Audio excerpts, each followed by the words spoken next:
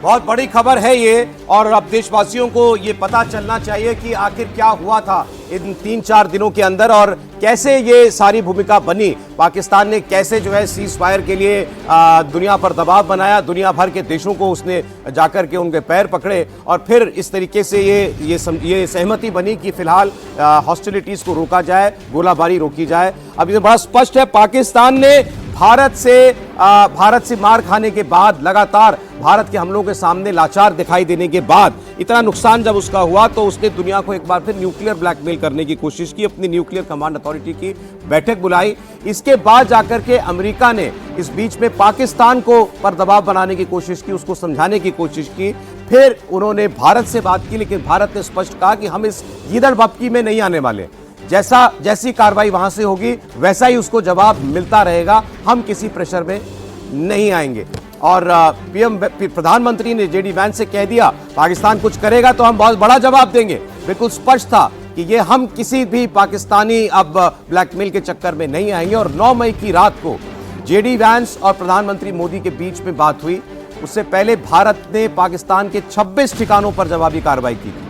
तो भारत कन्वेंशनल तरीके से पाकिस्तान को सबक लगातार सिखा रहा था। और जब इसके बाद पलटकर अमेरिका ने पाकिस्तान से पूछा कि अब तुम पीछे हट जाओ, उसके लिए पाकिस्तान राजी हुआ, वो सीज फायर के लिए खुद राजी हो गया।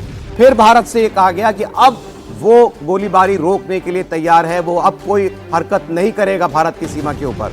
तब फिर यह बात हुई कि हम किसी भी चीज के लिए तैयार हैं, लेकिन चूंकि हम अभी तक उसकी कार्रवाइयों का जवाब दे रहे थे, हमारा स्टैंड वही है, वो कोई हरकत करेगा तो हम जवाब देंगे, नहीं करेगा तो हम भी नहीं करेंगे। तो यही है, आप इसको जिसको आप समझौता कहिए या अंडरस्टैंडिंग कहिए, ये केवल इतनी ही है कि पाकिस्तान जैसा रहेगा वैसा रवैया हमारा रहेगा। वो शांत तो हम शांत, वो अगर कुछ कार्रवाई कर रहा है तो फिर यहां से मार पड़ेगी। देवेंद्र पराशर ने यह सारा घटनाक्रम आपके सामने सिलसिलेवार तरीके से रख दिया, हमारे पॉलिटिकल एडिटर ने। दरअसल यही सवाल था, मूल प्रश्न जो था देवेंद्र यही था कि ये इस सहमति तक हम कैसे पहुंचे कि ये 48 घंटे तक दोनों तरफ से कोई कार्रवाई नहीं होगी, जो आप बता रहे हैं। इसमें सौरभ एक और थोड़ा ठीक से देखें और फैक्ट्स के अगर आधार पर देखें तो हम किसी सहमति पर नहीं पहुंचे हैं।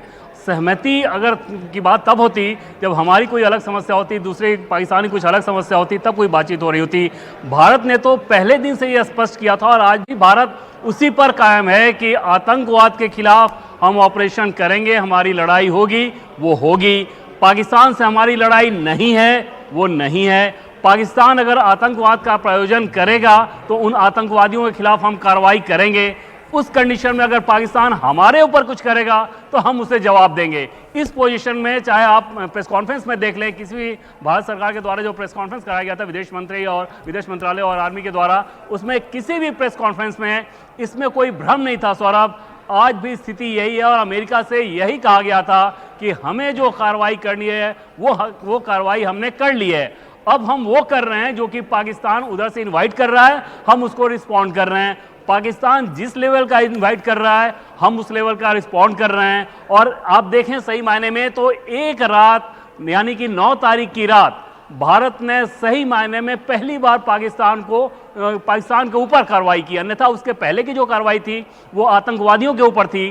पाकिस्तान के एयरबेस को निशाना बनाना मतलब पाकिस्तान के ऊपर कार्रवाई थी और एक रात की कार्रवाई। और अगली सुबह अमेरिका के विदेश मंत्री से पाकिस्तान के आर्मी चीफ की बात हो रही है और वो तैयार हो जा रहे हैं कि हम फायरिंग रोकने को तैयार हैं। इससे समझा जा सकता है कि भारत ने इस मामले को किस तरीके से हैंडल किया है।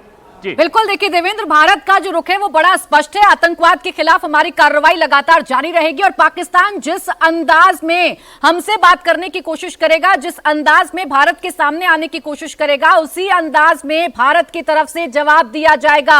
अगर वो गोली की भाषा समझेगा तो गोली की भाषा समझाई जाएगी, अगर वो ब्लास्ट की भाषा समझेगा तो ब्लास्ट की भाषा समझाई जाएगी। वो ड्रोन अगर भेजेगा, हमारे मिलिट्री टारगेट्स को अटैक करने की कोशिश करेगा तो उसके भी एयरबेस हम उड़ा देंगे। विजय लक्ष्मी, भारत का तो बड़ा क्लियर संदेश गया है पूरी दुनिया को कि हम किसी भी सूरत हाल में आतंकवाद को बर्दाश्त करेंगे नहीं, और चाहे कोई कितना भी प्रेशराइज करे, कोई कितना भी गीदड़ भभकी देने की कोशिश करे, हम ये बता देंगे कि हमें क्या एक्शन लेना है और कितना कड़ा एक्शन लेना है।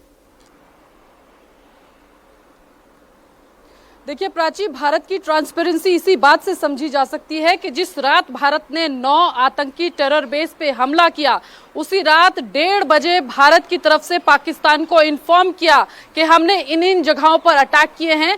हम फायरिंग बंद, हमने जो हमारा ये टेरर बेस थे उनको हमने आइडेंटिफाई किया है, प्रिसिशन स्ट्राइक्स वहां पर किए हैं और अब हम फायरिंग बंद करने के लिए तैयार हैं।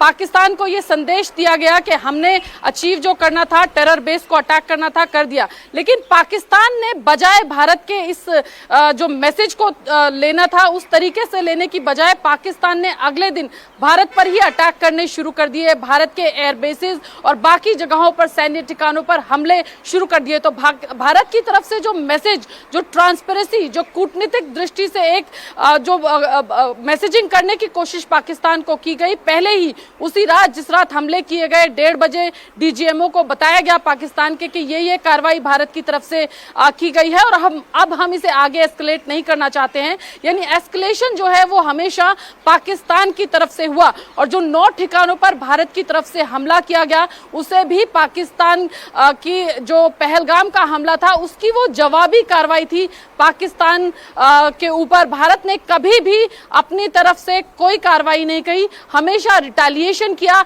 हमेशा जवाबी कार्रवाई या जवाबी हमला पाकिस्तान पर भारत की तरफ से किया गया। और इस बार 2 टूक शब्दों में, और आप देखेंगे पहली बार हुआ कि किसी तरह की शटल डिप्लोमेसी भारत ने नहीं होने दी पाकिस्तान और भारत के बीच में किसी विषय पर। शटल डिप्लोमेसी के किसी तीसरे देश का व्यक्ति, कोई राजनेता, कोई डिप्लोमेट भारत में आए और फिर संदेश लेके पाकिस्तान में जाए और फिर कहे कि हम ये करेंगे, हम वो करेंगे, वो शटल डिप्लोमेसी होती है जिसे पास्ट में किया गया। लेकिन इस बार किसी तरह की कोई शटल डिप्लोमेसी पाकिस्तान या भारत के बीच में किसी तीसरे मुल्क को करने की इजाजत भारत ने नहीं दी। साथ ही पाकिस्तान को बताया भी उसी रात, जिस रात हमले किए गए, कि हम और एस्केलेट नहीं करना चाहते हैं, हमें जो कार्रवाई करनी थी टेरर हब्स पर वो हमने कर दी है। लेकिन पाकिस्तान ने एक दूसरा रुख अख्तियार कर लिया और अपने हमलों को और तेज कर दिया। इसके अलावा भारत को जो भी कॉल्स आई, दुनिया के तमाम देश सॉलिडारिटी में भारत के साथ खड़े रहे। अमेरिका की तरफ से भी कहीं मीडिएशन की बातचीत नहीं हुई। जिस पहले 1 बजे के करीब जो है डीजीएमओ पाकिस्तान का फोन भारत के डीजीएमओ को आया।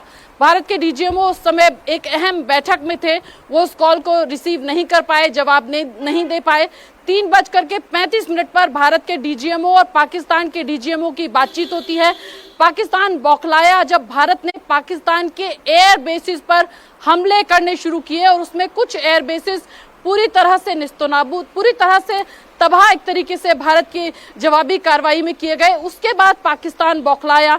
उसके बाद बातचीत हुई यूएस के स्टेट सेक्रेटरी मार्को रूबियो और आसिफ मुनीर की। आसिफ मुनीर ने जरूर अपनी तरफ से जो बातें कहनी होगी वो कही होगी। और उसके बाद पाकिस्तान के डीजीएमओ का फोन भारत के डीजीएमओ को आया। पहली कॉल दोपहर 1 बजे की गई, लेकिन उस समय डीजीएमओ के व्यस्त होने के बाद 3:35 पर बातचीत हुई, जिसमें पाकिस्तान की तरफ से प्रस्ताव रखा गया कि वो सीज फायर करना चाहते हैं। इसी बीच कहीं अमेरिका को इसकी भनक जरूर लगी होगी, लेकिन भारत की तरफ से कभी नहीं कहा गया कि अमेरिका इसमें मीडिएशन करे, मध्यस्थता करे।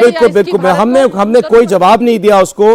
हमारा स्टैंड केवल यही था कि वो जो कार्रवाई करेगा हम उसका जवाब जरूर देंगे और दे रहे हैं। ये भी कहा गया कि क्या घटना, कौन सी घटना एक्ट ऑफ वॉर है जिसे हम मानेंगे कि इस पर ये युद्ध की शुरुआत है, ये हम तय करेंगे। ये एक्ट ऑफ वॉर क्या होता है ये हम निर्धारित करेंगे और उसके हिसाब से कार्रवाई करेंगे। ये भी बड़ा स्पष्ट बता दिया गया था देवेंद्र।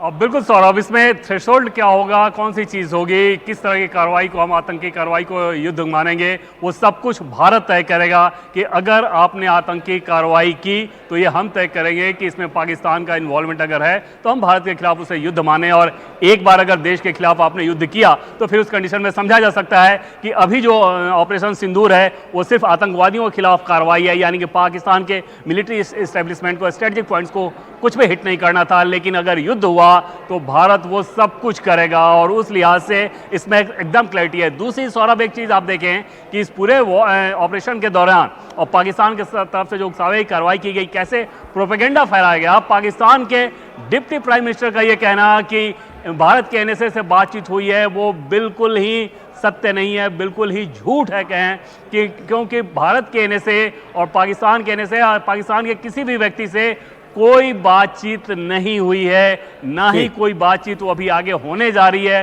तब तक जब तक वो आतंकवाद का रास्ता ना छोड़ें। इस बात को भी क्लियर किया गया है सौरभ। देवेंद्र, बहुत अहम जानकारियां ये आपने दी हैं और विजय लक्ष्मी ने, और इससे सारी स्थिति साफ होती है। और ये बड़ा अच्छा है कि ये अब सारी बात जो है भारत सरकार के जरिए जो है देश को बताई जा रही है कि क्या हुआ। दरअसल पाकिस्तान घबराया, मार पड़ी तो अमेरिका के पास पहुंचा, न्यूक्लियर ब्लैकमेल करने की कोशिश की। अमेरिका ने उसको बोला कि भारत नहीं मानने वाला है। भारत से पूछा गया, भारत का जवाब केवल इतना आया, हम हर चीज के लिए तैयार हैं और जैसी हरकत पाकिस्तान से होगी हम जवाब देंगे ही। इसमें किसी और तीसरे आदमी के बीच में पड़ने की कोई स्थिति ही नहीं है, कि मध्यस्थता वाली कोई बात ही नहीं है।